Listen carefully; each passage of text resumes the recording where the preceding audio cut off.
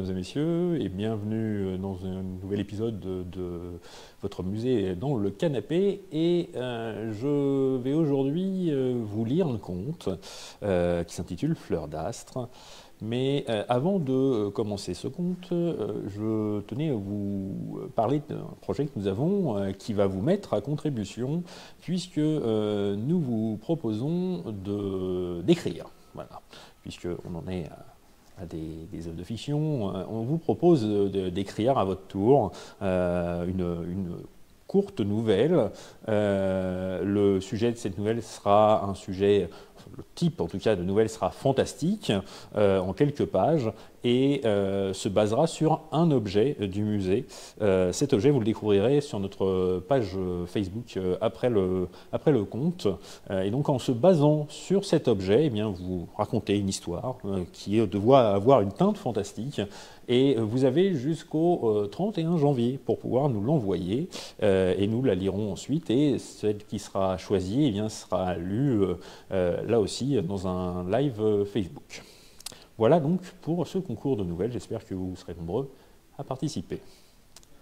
Il est temps maintenant de commencer notre histoire qui s'intitule donc Fleur d'astre. Il était une fois un... Non, désolé, les règles habituelles ne peuvent pas s'appliquer à cette histoire. Il faut plus de fois. Combien? De nombreuses fois.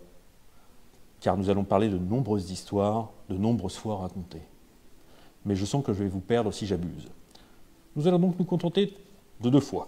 Oui, 2 fois, ça devrait suffire. Reprenons. Il était donc, une première fois, un petit garçon. Rien d'original jusqu'ici, pour un petit garçon qui n'était à première vue pas non plus. Les yeux marrons, bruns, mal peignés, des trous aux genoux de ses pantalons quand il en portait. On portait beaucoup de shorts à cette époque, lorsqu'on était un petit garçon. À force de jouer aux billes et de courir vivre toutes sortes d'aventures comme les enfants en ont secret quand ils ont 8 ans, rampant dans la terre et l'herbe, se prenant dans les branches en construisant des cabanes dans les arbres et cueillant des mûres dans les ronces. Peut-être un peu plus grand que la moyenne, mais guère plus. Pas mauvais élève, mais pas le premier de la classe. Décidément, rien d'extraordinaire chez lui.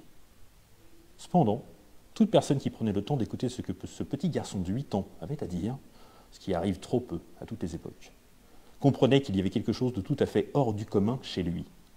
Il voyait les choses différemment. Non, ne lui cherchez pas un problème de vue, aucun problème là-dessus. Ses yeux fonctionnaient normalement. Ce qu'il faut comprendre par là, c'est qu'il semblait toujours percevoir quelque chose de plus que les autres, là où son regard se posait. Où vous auriez vu un jardin, il imaginait un labyrinthe de plantes rapporté d'expédition à l'autre bout du monde. Qu'une montagne ait une forme étrange, elle était pour lui un géant endormi. Les bois étaient à ses yeux des forêts merveilleuses où les racines des arbres sortant du sol cachaient toutes sortes de fées. Un chat passait sur un toit, c'est qu'il s'en allait délivrer un message à l'assemblée des félins du quartier, bien évidemment caché dans le grenier d'une vieille maison. Mais ce qu'il préférait par-dessus tout, c'était les étoiles. Les soirs de beau temps, il se rendait avec ses parents dans les vastes champs près de chez lui, là où sur des kilomètres, rien n'arrêtait le regard et aucune lumière humaine ne venait troubler le ciel nocturne. Alors, il n'avait plus qu'à lever les yeux, car les étoiles ne cachent rien de ce qu'elles ont à raconter, pour qui les observe et cherche à les comprendre. Au-dessus de lui, les constellations s'étalaient comme les gigantesques images d'un livre de contes qui prenait vie. Ici, la princesse Andromède faisait face à l'affreux Kétos avant d'être secourue par le héros Persée. Là, Callisto, transformé en ours par la colère de Héra, était sauvé au dernier instant des flèches de son propre fils par Zeus, en les transformant tous deux en étoiles qui devinrent les constellations de la grande et la petite ours. Une nuit, le ciel était si dégagé, les astres si visibles que le petit garçon n'en trouvait pas le sommeil. Alors, il se retournait dans son lit, et à ce moment-là, un murmure résonna à ses oreilles. Pourtant, personne d'autre ne se trouvait dans sa chambre.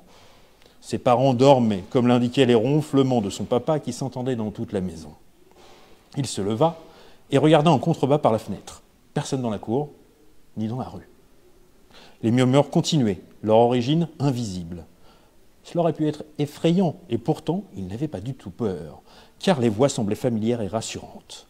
C'est donc, sans inquiétude, qu'il descendit de sa chambre, sortit de la maison, soudain presque sûr de savoir où trouver les sources de ce bruit. qui ressemblait de plus en plus à une conversation. Le petit garçon franchit la porte d'entrée de la cour, contourna la maison et avança tout droit vers les champs derrière chez lui. Il s'arrêta au milieu des épis de blé, respirant le parfum que prend la nuit l'été, quand l'atmosphère fraîche rencontre l'air chaud montant du sol. Puis, il tendit l'oreille. Les voix paraissaient toutes proches de lui et en même temps partout dans les champs. Tantôt légères comme un souffle, tantôt graves et profondes comme l'orage grondant dans le lointain. Elles se mêlaient de petits rires cristallins, gloussements et grognements, mais il n'arrivait pas à comprendre les paroles qu'elles prononçaient. Tandis qu'il cherchait d'où venait la discussion, le petit garçon ne put s'empêcher d'observer le ciel. Une drôle d'idée, car il était peu probable que la bande de bavards qui l'entendait soit suspendue dans les airs. Et pourtant, soudain, il comprit. Il entendait les étoiles l'appeler. À partir de ce moment, les choses devinrent beaucoup plus claires. « Jules ?» fit une voix douce, tandis qu'une constellation se mettait à luire plus fort dans le ciel. C'était celle de la Vierge, le signe astrologique de la maman du petit garçon. Celui-ci fit un petit « oui » de la tête en direction des étoiles. « Enfin là !» intervint la constellation du lion en grognant. Il rappelait à Jules un vieil oncle de son papa qui était toujours de mauvaise humeur. « C'est qu'on n'a pas toute la nuit. »« Tu en as de bonnes, » le réprimanda Cassiopée, dont les étoiles en W étaient facilement reconnaissables. Être réveillé en pleine nuit par une bande de vieux astres bavards pour aller discuter au milieu des champs. Vous vous rappelez la dernière fois qu'on a fait ça ? Newton, pour la gravité, proposa le bélier. Non, Archimède, pour ces histoires de pousser dans l'eau, tentèrent les poissons. Pas du tout, tonna Hercule de sa puissante voix de héros grec. C'était Christophe Colomb, pour l'Amérique. Tu parles, se moqua le serpent en sifflant. On s'en souvient encore. On lui annonce qu'il va découvrir une nouvelle terre et qu'est-ce qu'il fait ? Il appelle les habitants du même nom que ceux d'un pays qu'on connaissait déjà. Pfff, souffla Pégase. Cassiopée interrompit cette cacophonie. Suffit. La dernière fois, c'était pour Galilée. Résultat, il avait l'esprit tellement confus qu'ils ne l'ont pas cru. Il a dû s'excuser d'avoir dit que la terre était ronde. Alors je comprends que le petit soit un petit peu effrayé. Il n'est pas effrayé, la rassura la Vierge. N'est-ce pas, Jules ? Non, il n'était pas effrayé. Il était fasciné et amusé du comportement turbulent des étoiles, mais aucun instant inquiet de la situation. Il demanda timidement « Pourquoi vous voulez me parler à moi ? J'ai pas découvert l'Amérique. Je suis pas trop sûr de ce que c'est la gravité. Je suis juste, Jules. » Eh bien, juste Jules, lui répondit chaleureusement la Vierge. Ce qui nous intéresse, ce n'est pas que tu inventes une machine extraordinaire ou que tu réalises un exploit sportif. Ce que nous aimons chez toi, c'est que tu sais nous regarder. Il faut que tu comprennes que même si tu nous vois clairement, comme cette nuit, nous sommes en fait très, très, très loin de la Terre. Si loin que non seulement nous sommes éloignés par la distance, mais aussi par le temps. Et notre lumière dans le ciel au-dessus de ta tête a mis si longtemps à parvenir jusqu'à toi, qu'elle a commencé à briller il y a des centaines, voire des milliers d'années. Nous sommes donc très anciennes et nous percevons l'espace et le temps un peu différemment de vous, les humains, avec vos courtes vies. Nous en avons acquis la capacité de comprendre comment les choses vont se dérouler dans l'avenir. Nous qui avons tant vécu. Pour cette raison, les hommes nous y ont toujours observés. Certains ont fini par croire qu'ils pouvaient lire le futur dans notre emplacement et nos mouvements. Des rires moqueurs parcoururent l'assemblée céleste. « Allons, reprit la Vierge, il faut être tolérant, mes amis. À leur façon, beaucoup de ces astrologues nous aiment. Tu vois, Jules, de temps en temps, un être humain nous regarde, quand il sait qu'il a compris quelque chose que les autres ne comprennent pas encore. Que cela soit pour chercher l'inspiration, réfléchir ou se rassurer. Alors, nous lui confirmons qu'il a vu juste. Nous ne lui donnons pas de réponse, nous lui disons juste qu'il les a déjà, aussi bien pour une grande découverte scientifique que pour la bonne rime dans un poème. Et ça, Jules, nous l'avons perçu pour toi. » Le petit garçon, surpris, fut tenté de dire qu'il n'avait rien compris d'extraordinaire jusque-là, mais il la laissa continuer. Nous savons que, comme nous, tu vois ce qui t'entoure un peu différemment. Dans ta vie, certains te reprocheront d'être tête en l'air à cause de cela, ou te trouveront étrange, mais n'en tiens pas trop compte. En fait, ce sera bien plus une aide pour toi. Un jour, lorsque tu en auras vraiment besoin, souviens-toi de notre conversation. Ton regard si particulier sera d'une grande importance. Jules laissa échapper un long bâillement, non par ennui. Le sommeil avait simplement fini par le rattraper. Les dernières paroles de la constellation de la Vierge sonnèrent comme une berceuse à ses oreilles. Pour terminer, permets-moi pour une fois de faire une prévision concernant ton futur. Tu croiseras dans quelque temps un autre regard, très particulier, qui ne quittera plus jamais ton esprit. Ces yeux si importants te permettront de savoir quand agir. Et maintenant, mon petit Jules, repose-toi. Tu auras très vite bien assez de choses à faire. Aussi, n'y pense plus, pour l'instant en tout cas, et laisse-nous juste veiller sur ta nuit. Jules l'entendit à peine. Déjà les mots devenaient flous dans son esprit. Lorsqu'il franchit la porte de la maison le lendemain matin, ayant mieux dormi qu'aucune nuit avant, il fut bien incapable d'expliquer à ses parents très surpris ce qu'il faisait dehors. Si eux s'inquiétèrent qu'il soit tombé malade, Jules, lui, sourit. Il avait compris.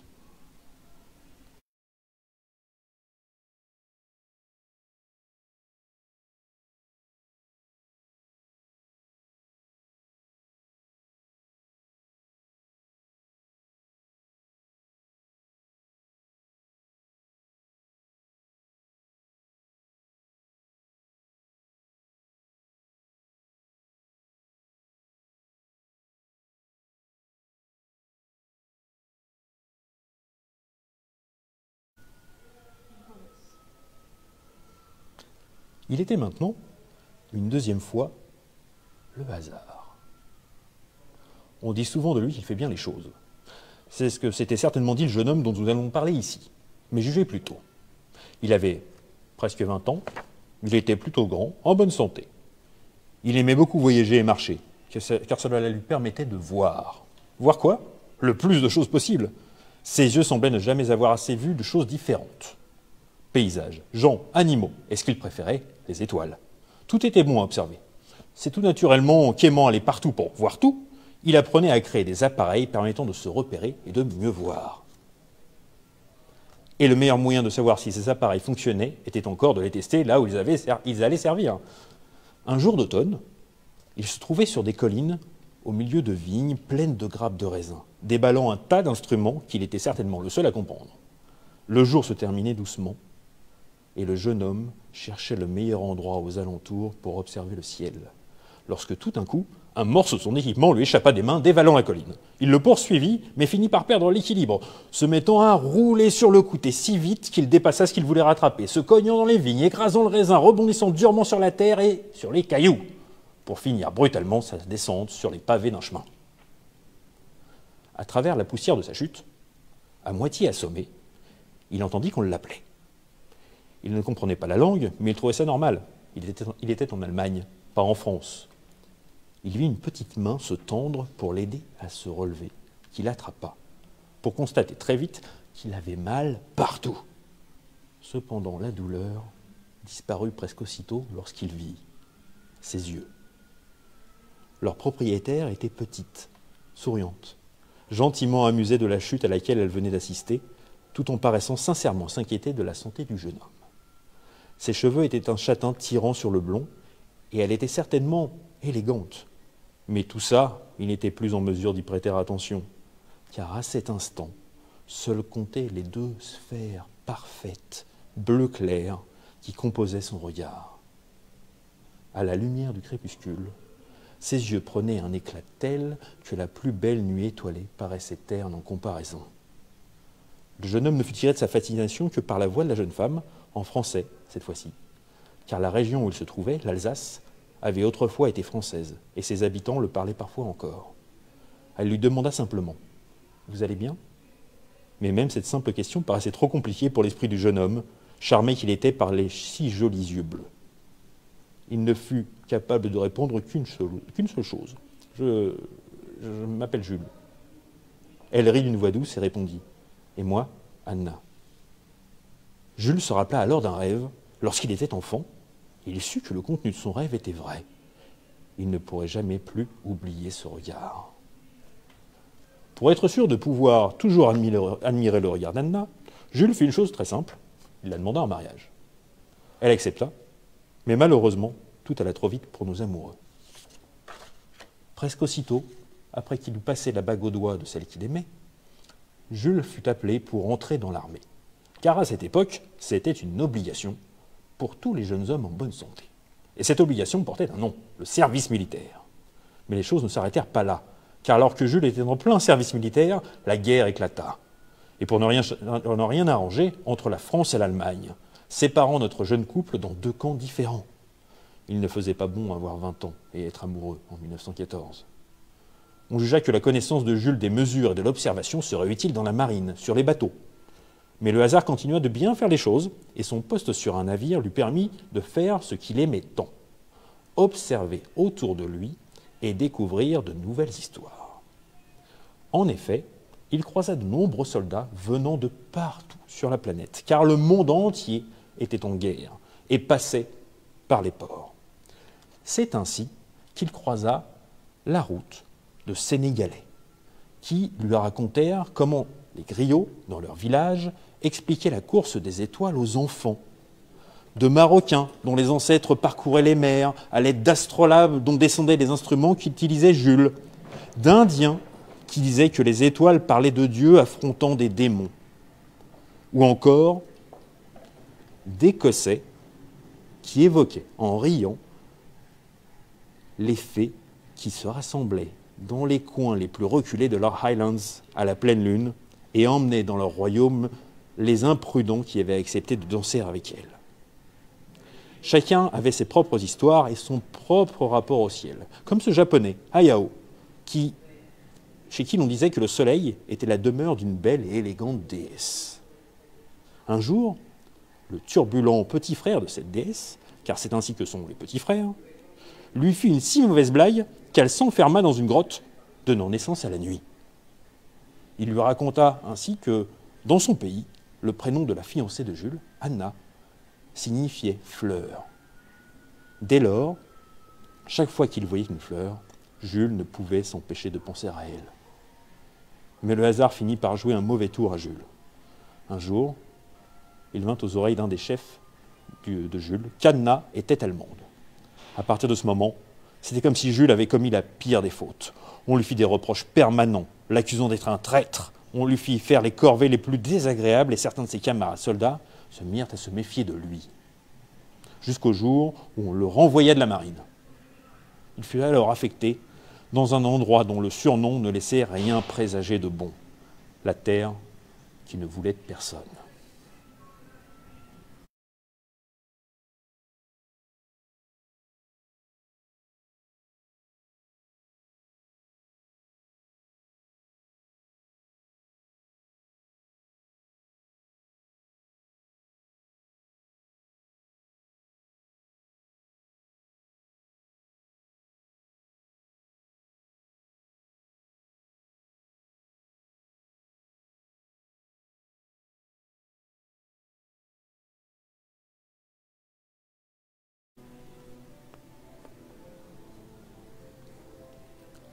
La terre qui ne voulait de personne était un endroit en tout point affreux.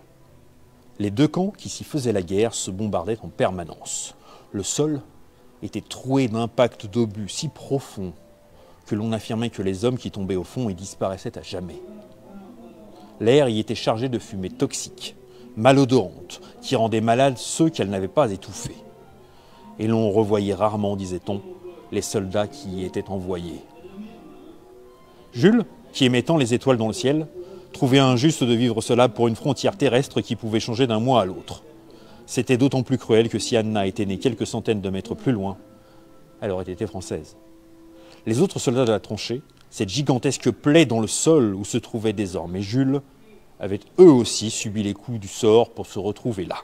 Ainsi, Louis, qui faisait d'habitude des dessins humoristiques dans les journaux, avait vu une de ces caricatures qui se moquait d'un général arriver dans les mains du général en question. Ce qui lui avait valu d'être envoyé ici immédiatement. Gabriel, qui avait un chef particulièrement cruel, avait refusé de laisser un soldat ennemi blessé mourir de soif. Résultat, direction la terre qui ne voulait de personne. Même le capitaine, qui ne donnait pas son nom, avait été accusé d'être trop proche de ces hommes, évitant de leur faire des choses trop risquées si ce n'était pas absolument nécessaire. Pour récompense, on lui avait confié le commandement de cette bande de soldats mal aimés. Malgré tout, ils avaient fini par rapidement apprécier Jules. Les nombreuses histoires qu'il racontait, de façon si vivante, rendaient leur vie dans cet endroit un peu moins dure. De savoir cela, le cœur du jeune homme était moins lourd, car, comme l'on peut s'en douter, lui aussi souffrait de sa présence ici. Il écrivait souvent à Anna. Est-il besoin de préciser combien elle lui manquait? Depuis son abri. Ce qu'il détestait le plus, lui disait-il, c'était l'éternel mélange de nuages et de fumée qui envahissait en permanence le ciel. Ici, les saisons se ressemblaient toutes. Il était parfois difficile de distinguer le jour de la nuit. Et nulle étoile visible pour veiller sur votre sommeil. Un jour cependant, alors qu'il était de garde dans les tranchées, il aperçut à la lueur d'une fusée éclairante, servant à repérer d'éventuels ennemis cachés, une chose, une toute petite chose qui lui redonna un tout aussi petit espoir. De l'autre côté du champ de bataille, au-delà de cette sinistre zone de combat appelée No Man's Land, et toute proche de la tranchée allemande, là poussait une fleur. Une simple et unique fleur blanche qu'il arrivait à voir parfaitement malgré la distance. Il y croyait si peu qu'il revérifia plusieurs fois avec ses jumelles. Avait-elle toujours été là? Ou avait-elle poussé spontanément, décidant qu'il était temps de sortir du sol? Jules n'aurait pas su le dire, mais elle était bien là, dans cet endroit que même les rats et les poux avaient déserté. Elle avait poussé à proximité de l'autre grand mystère du champ de bataille. Un bois sombre et touffu. Curieusement, les Allemands ne semblaient pas s'y rendre ni se servir du bois. Et malgré tous les bombardements, il restait obstinément intact. Et pour autant, la fleur n'avait pas choisi d'y éclore. Bien entendu, en voyant les pétales blancs, Jules pensa aussitôt à Anna. Si bien qu'il se mit à vérifier dès qu'il en avait l'occasion que la fleur était toujours bien là, intacte. Et c'était le cas, malgré les tirs de canon et les bombardements qui emplissaient le cœur du jeune homme d'effroi, car elle lui faisait tant penser à Anna qu'il ne pouvait imaginer de voir la fleur détruite, sans avoir la sensation qu'il perdrait tout avec sa disparition. Il finit par être si inquiet qu'il ne voyait plus qu'un moyen d'être sûr de la sauver. Aller la cueillir. Cela emplissait désormais toutes les pensées de Jules. Comment récupérer cette fleur? Il y pensait alors qu'il se trouvait à des kilomètres derrière le champ de bataille, ayant eu le droit d'aller se reposer un peu. À cet endroit, les soldats pouvaient oublier, si c'était possible, pendant quelques jours la guerre, se laver, car c'était impossible dans les tranchées, et même acheter des marchandises aux paysans habitant non loin. Il ne fut donc pas étonné, alors qu'il s'était comme souvent isolé pour réfléchir, de croiser 3 dames âgées qui discutaient, appuyées sur leur canne, alignées au bord de la route où passait Jules et le regardant passer. Il s'arrêta lorsqu'il entendit. Il marche, plein de troubles. Il les regarda. Elles lui sourirent de toutes leurs dents, pour beaucoup manquantes. Finalement, elles n'étaient pas âgées. Elles étaient très âgées. En fait, ce sont les mots extrêmement vieilles qui lui vinrent à l'esprit, mais il tenta de ne pas le montrer. Il les salua de la tête et s'apprêtait à repartir quand l'une d'elles dit « La peine qu'il s'inflige, il la double ». De nouveau des sourires. Et de nouveau « Une seule fleur vous manque et toute la terre est fanée ». Jules se retourna ce coup-ci franchement et leur demanda « Qu'avez-vous dit ?» Elles s'approchèrent alors, soudain bien plus inquiétantes que les innocentes grand-mères qu'elles semblaient être jusque-là, et se mirent à marcher en cercle autour de lui. Il ne put s'empêcher de remarquer qu'elles avaient laissé tomber leur canne, mais marchaient sans difficulté. L'une d'elles prit la parole. « Mais si l'homme, comme le petit garçon, s'est de nouveau regardé ?» Puis la suivante.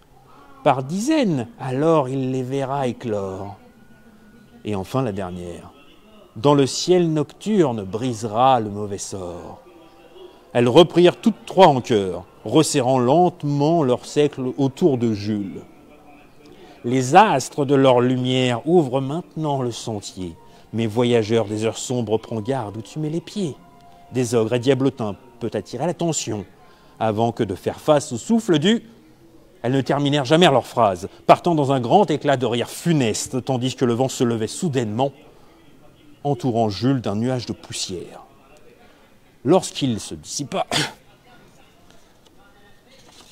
les 3 vieilles mégères avaient disparu, leur seul ricanement résonnant encore dans la plaine. Ce soir-là, alors que Jules rentrait dans sa tranchée en cherchant à comprendre qui elles pouvaient bien être et le sens de leurs paroles, il trouva au capitaine un air soucieux. Lorsque ce dernier s'adressa à ses hommes, s'y était ajoutée la tristesse. On nous a demandé de tenter un coup dès ce soir dans le camp ennemi. Tous partagèrent soudain son inquiétude. Les soldats redoutaient particulièrement 2 choses. Les attaques, où tous risquaient leur vie à découvert, et les coups, où seul un petit nombre d'hommes tentaient d'atteindre discrètement le camp ennemi pour des missions toujours très dangereuses. On y risquait de se perdre, c'était souvent la nuit, et de devoir faire face à un ennemi bien supérieur en nombre. Le capitaine continua. L'objectif est de savoir ce qui se trame dans le bois et pourquoi l'ennemi ne semble pas vouloir y aller. Nos supérieurs soupçonnent qu'il y cache quelque chose et veulent savoir quoi. Et s'il le faut, qu'on le détruise. L'ennemi n'avait jamais d'autre nom dans les ordres. On lui refusait d'avoir une nationalité ou même d'être un homme. À chaque fois qu'il entendait ce mot, c'était pourtant les yeux d'Anna que je le voyais, mais de moins en moins clairs, ternis par l'éternelle fumée grisâtre du ciel au-dessus de la tranchée.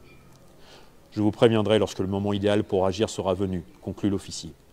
En attendant, ajouta-t-il l'air plus sombre, il me faut des volontaires. Tous se regardèrent, hésitant entre le danger et l'envie d'épargner les camarades. Ils étaient proches les uns des autres et se soutenaient dans l'adversité. Jules n'hésita pas longtemps et leva la main. Car lui avait une très bonne raison de s'approcher des lignes allemandes. C'était l'occasion parfaite d'atteindre sa précieuse fleur.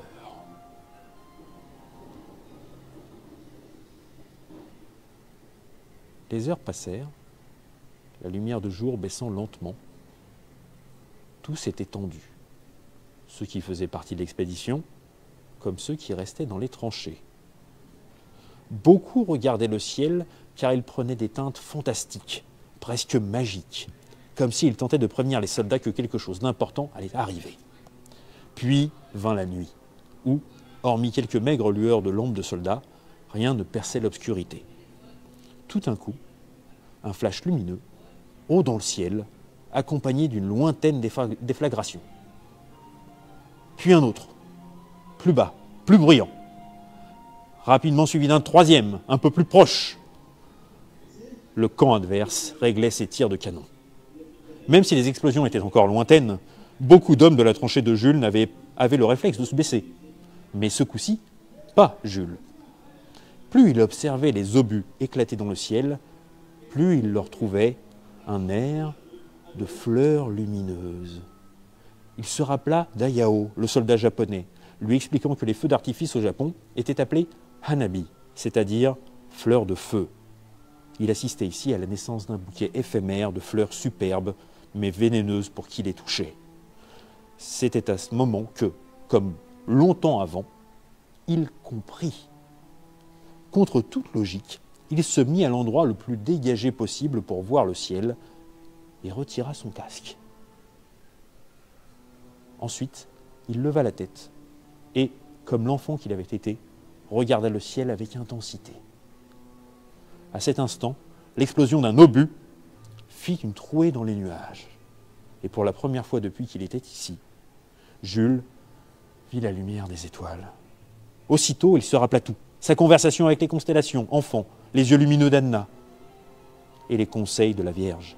Il se concentra plus intensément et obtint finalement la réponse attendue. C'était la constellation d'Andromède, qui par son emplacement rappelait au jeune homme qu'il était en été, qui s'illuminait. Elle prit la parole d'une voix énergique et joyeuse. « Bonsoir Jules, tu nous contactes déjà ? Pardonne-moi, j'oublie souvent que notre perception du temps est bien différente de la vôtre. Pourquoi je suis celle qui répond à ton appel ? Tout simplement parce que moi aussi, on m'a condamné pour ce que j'étais. J'empêcherai que cela arrive de nouveau. Bon, trêve de bavardage, il est temps de t'ouvrir un chemin, n'est-ce pas ? Eh bien pour cela, rappelle-toi de ce que t'a dit celle pour qui tu fais tout cela. Cela revint immédiatement à l'esprit de Jules. Il entendait Anna lui raconter comment certains peuples de son pays désignaient il y a longtemps les étoiles sous un autre nom, le chariot de Thor, à bord duquel tous les matins le dieu du tonnerre était chargé par son père Odin de transporter le soleil afin de commencer une nouvelle journée. Sitôt ce souvenir en tête, Jules entendit un hennissement et vit la forme facilement reconnaissable de la grande ours se déplacer, ouvrant un chemin dans les nuages. Jules savait désormais parfaitement quel itinéraire suivre. Il se dirigea d'un pas décidé vers le capitaine et sans hésitation lui dit « Il faut y aller maintenant. Je sais par quel chemin. » Son officier le jaugea, son visage montrant un instant de l'incrédulité, se demandant certainement quelle mouche piquait Jules. Mais après quelques secondes, son expression changea devant la détermination du jeune homme, et sans plus de cérémonie, il ordonna au groupe de se préparer à se mettre en route. Plusieurs soldats se demandèrent pourquoi il fallait partir sous les bombardements, mais ils avaient une grande confiance en leur chef et obéirent. Quelques minutes plus tard, sûr de lui et de Jules, il mena ses hommes hors de la tranchée. Ils se glissèrent le plus discrètement possible sur le champ de bataille, dans la lueur des explosions d'obus, suivant les instructions de Jules, en deuxième position derrière le capitaine, immédiatement suivi de Louis et Gabriel. Ils avançaient prudemment, empruntant un chemin tortueux, plein de détours qui donnaient parfois l'impression de repartir en arrière, ne sachant jamais sur quoi ils allaient tomber derrière la prochaine butte, craignant à chaque instant d'être repérés ou victimes d'un bombardement. Ils montaient, descendaient sans cesse à cause des marmites, comme ils surnommaient les énormes impacts d'obus qui parsemaient le sol, se jetaient parfois sur le sol boueux lorsqu'ils craignaient un éventuel danger. Un instant, ils furent suffisamment hauts pour que Jules se rende compte de la distance parcourue et de celle restante. Ils s'approchaient de leur objectif. Le jeune homme s'inquiétait pourtant de voir qu'il risquait de passer très au large de la fleur qu'il convoitait. En constatant le temps considérable pris pour franchir si peu, il ne put s'empêcher de penser un court instant à cet article à propos du désormais célèbre scientifique suisse d'origine allemande, Albert Einstein. Si même pour Jules, ces recherches étaient très compliquées à comprendre, elles sonnaient comme une poésie céleste, visant à expliquer quelque chose de pourtant facile à constater. La perception de l'espace et du temps était relative pour chacun. Relative à un point de repère, à nos connaissances, à la situation. Ainsi, d'ordinaire, les 300 mètres entre les deux tranchées auraient été franchis en quelques minutes. Mais les conditions en temps de guerre faisaient qu'il leur fallait bien plus de temps. Perdu dans ses considérations scientifiques, Jules ne prit pas garde au trou suivant qui leur indiquait sur le chemin, dont l'accès était une pente abrupte et humide. Il glissa en s'engageant dessus, et à sa suite, toute l'escouade. Lorsqu'ils reprirent leur esprit, ils constatèrent que ce n'était pas un simple trou, mais l'entrée d'un tunnel. Leur surprise fut encore plus grande en voyant tout à coup un tas de roches et de terre parcourus de soubresauts et se mettre à grandir. Lorsque le phénomène cessa, il faisait face à un petit être particulièrement contrefait, vilain au possible, évoquant un tas de cailloux assemblés par de la boue et des racines.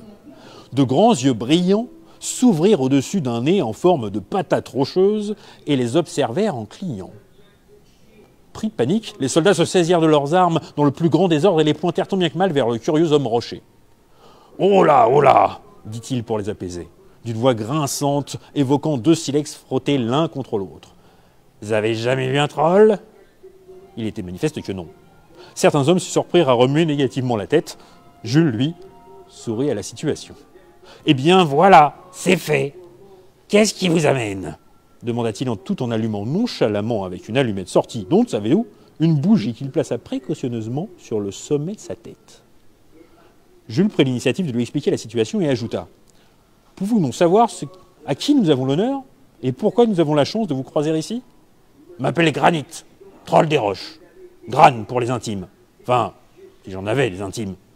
Je suis là pour prouver une bonne fois pour toutes aux miens que les humains valent vraiment pas le coup. » Voyant l'air stupéfait des soldats, il continua. « Mon peuple, ce que vous appelez de façon très simpliste les fées, s'est retiré de votre monde il y a bien longtemps, quand vous avez commencé à considérer que tout ce qui n'était pas vous ne devait pas exister. Le Moyen-Âge, je crois que vous avez appelé ça. Mais au bout d'un certain temps, une partie d'entre nous espérait que l'humanité se soit améliorée, que vous aviez retrouvé un certain sens du merveilleux. Bah !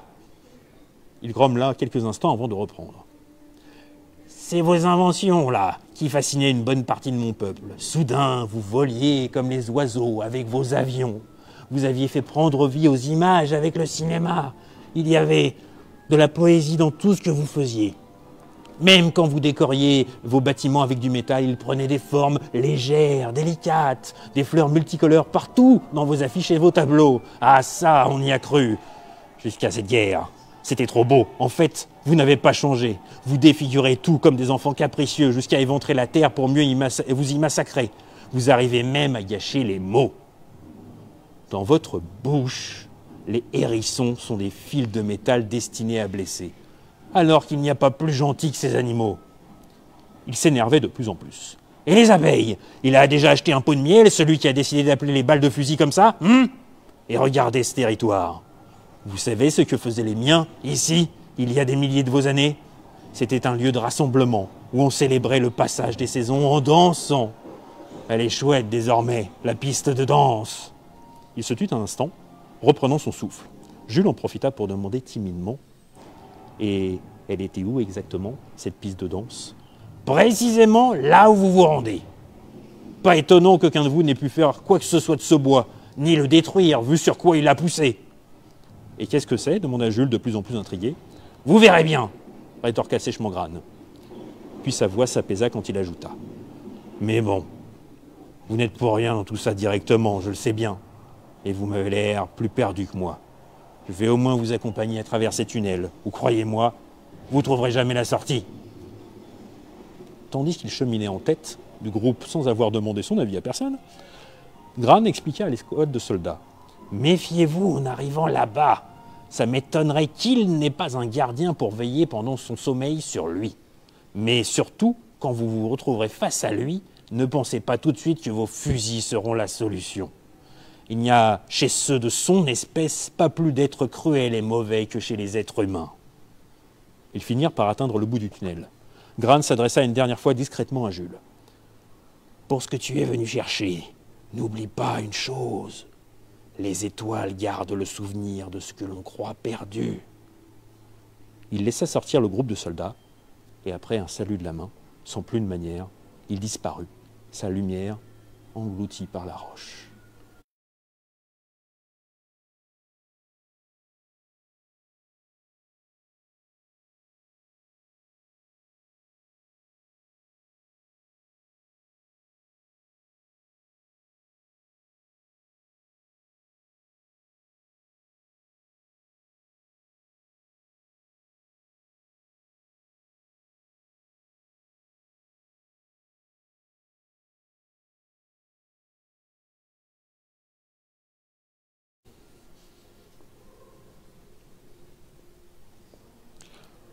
Le tunnel avait débouché sur une tranchée, incitant les hommes à redoubler de prudence. De ci, de là, des traces diverses témoignaient du passage des soldats allemands. Et pourtant, aucun d'eux à l'horizon.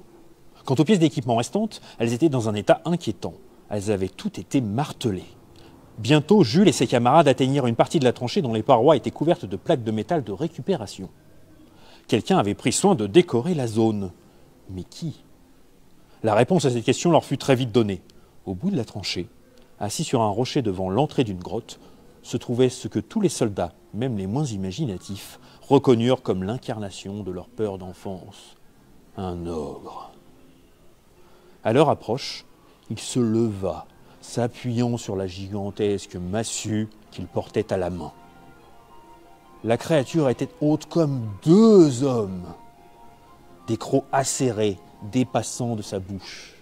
Après quelques instants d'attente, la tension fut trop grande pour certains hommes qui foncèrent, baïonnettes droit devant, pour embrocher le monstre sans attendre les ordres. Ils n'atteignirent jamais leur cible. L'ogre leva son énorme massue et la battit violemment sur le sol, la faisant trembler avec une telle force que les soldats furent projetés dans les airs. D'autres essayèrent à leur tour, avec le même résultat. Puis d'autres encore.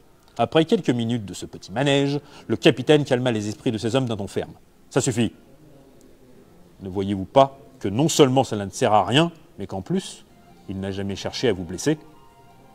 Comme toujours, la remarque du capitaine tombait juste. Louis intervint à son tour.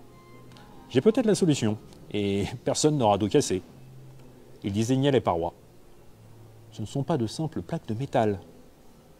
Regardez, elles sont gravées. Effectivement, des dessins, au sujet simple mais assez adroitement faits, ornaient le métal. Arbres, fleurs, animaux se succédaient. Louis entreprit alors de graver à son tour une plaque. L'ogre grogna, prêt à frapper, mais attendit quelques instants en voyant le soldat travailler. Les autres soldats ne pouvaient voir son œuvre. D'autant plus grande fut leur surprise quand ils virent l'ogre se mettre à rire. Pas un rire méchant, menaçant, non. C'était un rire long et franc, comme après une bonne blague. Jules réussit à s'approcher pour voir la gravure de son camarade. Et il comprit. Il avait représenté l'ogre et les soldats autour volant en tous sens à cause des coups de massue. Il ne sut pas si c'était la fatigue, mais il se mit lui aussi à rire de bon cœur. Et chacun à leur tour, en voyant le dessin de Louis, il se mettait à rire comme s'il n'avait pas ri depuis si longtemps. Assez sont joyeux, le ciel réagit en découvrant les étoiles. En voyant cela, l'ogre sourit et tout en souriant, s'assit en laissant le passage libre aux soldats. Ils le saluèrent tous, un sourire toujours accroché au visage, et s'enfoncèrent dans la grotte. À l'intérieur, les esprits redevinrent vite sérieux. Après un large couloir, ils débouchèrent dans une première grotte emplie de stalagmites et stalactites. Dès qu'il entra ici, Jules perçut un bruit régulier, sourd, mais qui résonnait sur tous les murs, comme un courant d'air venant d'une source inconnue. Ils avancèrent, sûrs qu'il ne fallait pas faire trop de bruit. En progressant, le jeune homme commença à voir que la salle suivante, bien plus grande, était légèrement éclairée par une lumière tombant du plafond. Ouvrant grand les yeux, il se dit qu'à bien y réfléchir, le bruit était plutôt un souffle. Ils entrèrent tous le plus discrètement possible, éteignant leurs lampes, dans ce qui s'avérait être une gigantesque caverne. Devant eux, des rochers massifs, apparemment couverts de végétation et de racines, occupaient une bonne partie du centre de la salle. Ces plantes étaient déjà quelque chose de très étonnant, car le soleil nécessaire à leur croissance ne devait presque jamais entrer ici. Ils voulurent les examiner de plus près, mais Jules, le premier, les stoppa dans leur élan. Ils venaient de voir que la lumière, en fait la lune passant par une crevasse au plafond, se reflétait sur quelque chose. Il y avait bien l'air d'y avoir du métal, mais juste à côté, la surface brillante était constituée d'écailles. Avec une extrême prudence, le jeune homme approcha sa main devant de la masse de rochers et il écarta délicatement les plantes qui y avaient poussé. Puis, avec d'infimes précautions, il posa sa paume sur la forme en dessous. Et là, il sentit la puissante et profonde respiration d'une imposante créature. Et la créature la sentit également. Lentement, la forme assoupie se redressa, arrachant les racines et fleurs qui avaient poussé sur elle, tout en émettant un grondement sourd. Alors qu'elle prenait une place de plus en plus importante dans la caverne, les soldats commencèrent à reculer précipitamment, peu pressés d'affronter la colère du colosse. Même Jules commença à prudemment s'écarter, alors que la créature poussait un cri de colère en se redressant, révélant par la même occasion sa véritable nature. Un dragon. Un seul restait debout à côté du monstre, Gabriel. Alors que tous ses camarades lui criaient de fuir, il s'approcha encore plus. Le dragon tourna son énorme tête vers lui, grondant avec un air menaçant. Mais Gabriel se contenta d'approcher de la zone de son corps où Jules avait vu le métal dépasser. Avec des gestes calmes et mesurés, il approcha ses mains de la peau écailleuse. Ses camarades s'attendaient à chaque instant à le voir dévoré vivant, mais il n'en fut rien. Le grand ver continuait de l'observer et son regard brûlant se posa sur Gabriel tandis qu'il saisissait le morceau d'acier, en fait un gros éclat d'obus, qui s'était enfoncé dans sa chair et avec un geste ferme, le retirait. Le dragon gronda avec une telle force que des morceaux du plafond tombèrent, mais il ne fit aucun mal à l'humain qui venait de le soulager. Il le laissa tout autant faire, quand Gabriel sortit du matériel médical de son sac et entreprit de soigner sa plaie. Quelques minutes plus tard, les soins terminés, la créature regarda longuement Jules, puis les autres soldats. Le jeune homme se retourna vers ses camarades. « Vous pouvez entrer sans danger. » Une voix chaleureuse comme un soleil d'été, profonde comme les racines d'une montagne, sortit alors de la gueule du dragon. Les humains m'ont infligé cela, mais les humains m'ont soigné. La douleur était telle que je ne parvenais plus à réfléchir, réduit la plupart du temps à l'état de bête agressive. Mais au fond de moi, je savais pouvoir compter sur vous. Car je me souviens d'une époque où vous veniez ici et dansiez autour de moi en compagnie du peuple fée lors des solstices et des équinoxes. Tout cela ne pouvait avoir complètement disparu. Il suffisait que vous vous souveniez. Son intense regard se fixa sur Jules.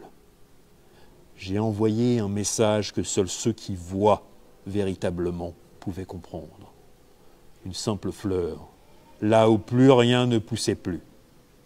Tu l'as amplement mérité, jeune homme. Ces derniers mots tonnèrent dans l'esprit de Jules en même temps que l'image de la fleur. Il ne répondit qu'un simple merci, dans lequel on pouvait entendre tout le soulagement du monde, et sortit sans attendre. Une fois à l'extérieur, il ne chercha pas à se cacher, ni à se protéger. Rien ne comptait plus que la fleur. Il escalada avec une énergie et retrouvait la paroi de la tranchée où se trouvait l'ogre, qui l'aida à franchir le parapet et regarda en se grattant la tête ce petit homme s'éloigner à grands pas. La fleur était là, à quelques pas de Jules, parfaitement visible sous la lumière des étoiles et de la lune, qui illuminait tout le champ de bataille pour la première fois depuis bien longtemps.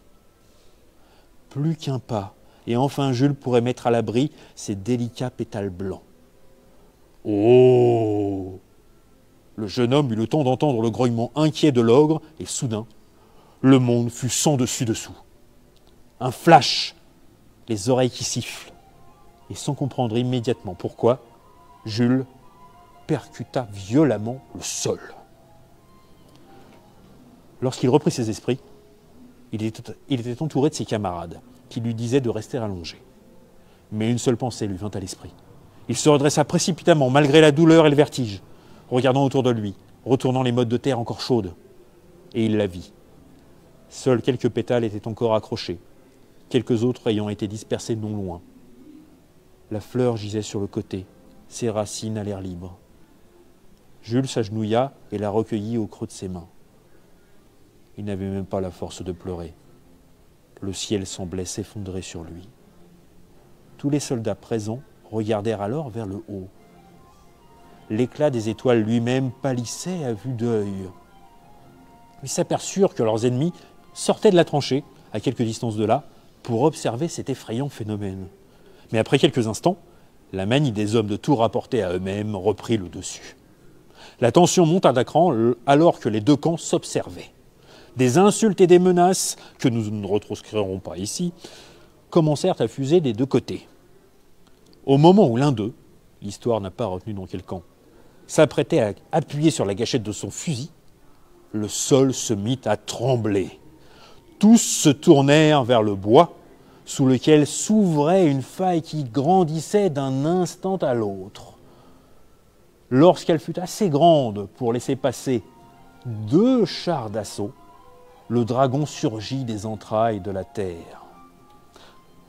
C'était une vision merveilleuse et terrible. Les rayons de la lune se reflétant sur ses écailles rouges, cuivrées, alors qu'il déployait lentement ses ailes. Majestueux, immense, en sa présence, le silence s'était fait sur le champ de bataille.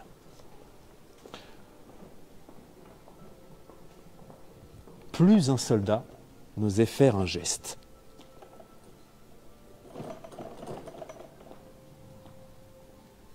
Plus un mouvement, plus rien. Puis, doucement, lentement, sans un mot, le dragon baissa délicatement son énorme tête vers Jules, qui ne quittait pas la fleur des yeux.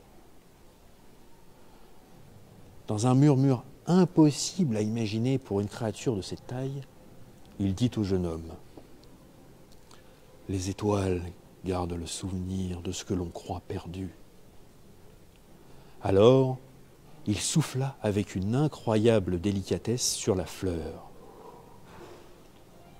Ses pétales s'envolèrent, tourbillonnant dans les airs en prenant de plus en plus d'altitude. Les soldats sortirent de leur torpeur en voyant que dans le même temps, partout autour d'eux, le sol bougeait. Des racines et des bourgeons surgissaient de chaque mode de terre. Le bois s'étendait à mesure que de nouveaux arbres surgissaient spontanément du sol. Tranchées, trous d'obus et même crosses des fusils, tout fut bientôt recouvert de plantes et de fleurs. L'équipement militaire se retrouva, lui, enseveli sous des monceaux de lianes et de feuilles. Pendant ce temps, Jules n'avait pas quitté des yeux l'ascension des pétales. Elles montèrent haut, très haut, jusqu'à disparaître à sa vue. Il remarqua alors que la constellation du dragon glissait lentement à travers le ciel. Elle s'arrêta là où Jules avait vu les pétales pour la dernière fois. Il sourit, car à ce moment, de petits points lumineux, très brillants, apparurent, que la constellation du dragon relia de son corps. Une fleur d'astre embellissait désormais la nuit. Plus tard, on raconta que l'on avait retrouvé les soldats errants sur un champ de bataille, en bonne santé, mais ayant tout oublié de la raison de leur présence ici. Il était déjà très étonnant que ce phénomène ait touché les deux camps. Mais ce qui était tout à fait stupéfiant, c'était que seuls leurs uniformes avaient permis de les reconnaître comme des soldats. Il n'y avait plus trace ni d'armes, ni de munitions. Et même les tranchées avaient disparu. On finit par renvoyer les soldats chez eux, car sans qu'aucun médecin ne puisse l'expliquer, ils étaient désormais bien incapables d'utiliser une arme. Pas plus que de se rappeler ce qui s'était passé cette nuit-là. Alors, me demanderez-vous, comment puis-je connaître cette histoire ? Eh bien, on dit que l'un d'eux n'avait pas tout oublié, car on lui avait prédit que jamais plus ne sortirait de son esprit de beaux yeux bleus, si beaux que la plus belle des nuits étoilées paraissait terne en comparaison. Pour ne pas qu'on se rende compte qu'il avait gardé ses souvenirs, il ne raconta jamais à personne d'autre qu'à sa femme et ses enfants ce qu'il vécut cette nuit-là. Mais il accepta de donner un petit conseil, parvenu jusqu'à moi. Je vais désormais le partager avec vous. Sortez par une nuit étoilée. Ne faites plus un bruit.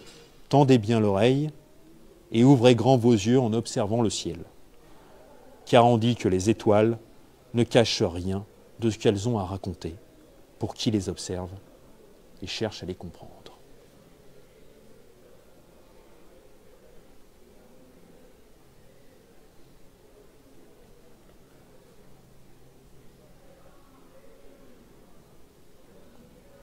Merci, messieurs, de votre attention. J'espère que ce conte vous a plu. Sachez que nous savons de bonne source qu'il y a une autre histoire qui est liée à ça, parce que, sachez-le, Anna n'a pas attendu les bras croisés que son fiancé revienne. Peut-être vous nous laisserez l'occasion de vous raconter cette histoire une prochaine fois. En tout cas, je vous remercie et surtout, bien sûr, comme toujours, n'hésitez pas à laisser vos commentaires sur notre page Facebook. Merci à tous, messieurs, dames, et très bonne fin d'après-midi.